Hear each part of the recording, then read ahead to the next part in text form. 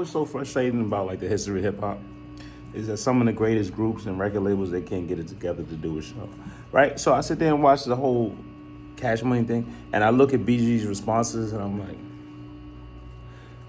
you know what I'm saying? I think the only group that like understands it's bigger than the misunderstandings and beef is Dipset. Dipset is the only people that came and was like, yo, let's do this. As much as they went through, I still think to this day with everything going on, they would still go and do a show.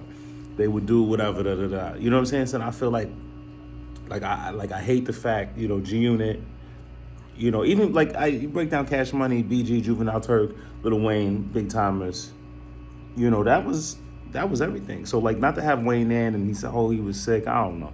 I don't believe that. And then you heard about, he didn't want to be there. He didn't want to be there especially because the bag wasn't big enough.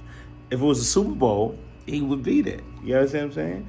Or if it was a world tour, he'd be there. But just to do with versus is like one of the lower paid like events you could do.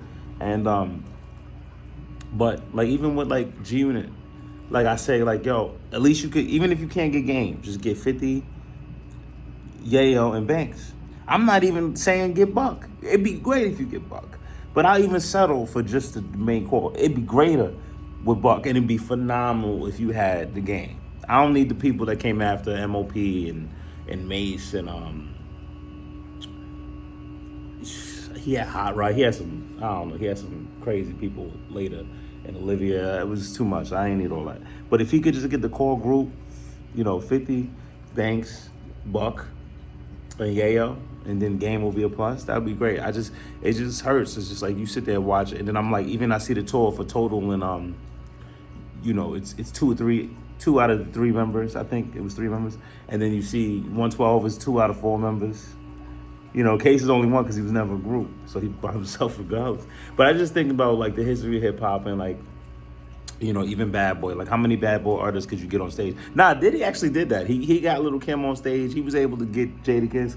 But there's a lot of groups and stuff that I'm like, yo, I wish, even like the Migos before Takeoff died.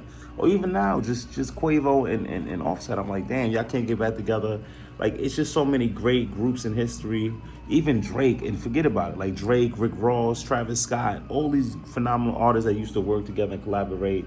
I don't care about A$AP Rocky. But I mean, there's a lot of artists that Drake worked with now. They don't mess with him.